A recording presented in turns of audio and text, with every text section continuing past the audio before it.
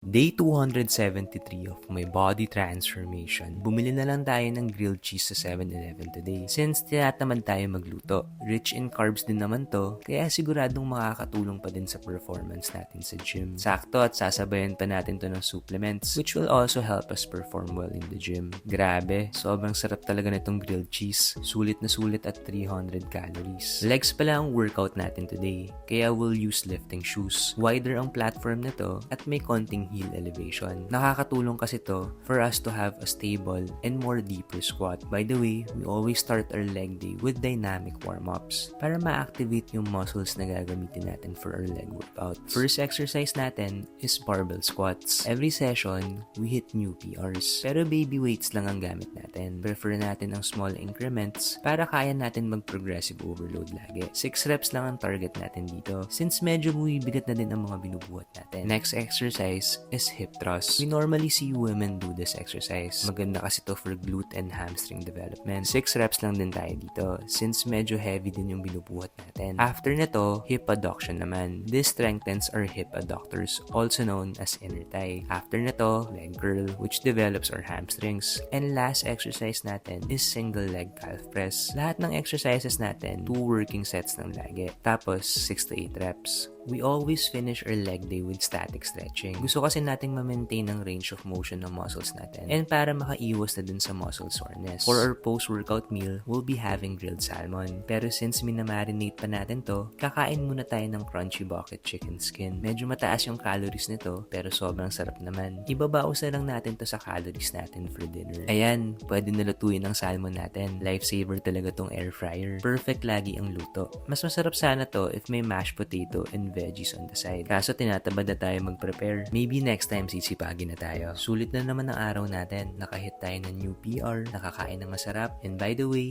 nag-side quest din pala tayo as a coach today. One step closer na naman tayo sa goal natin. Yan na muna ngayon, bukas ulit.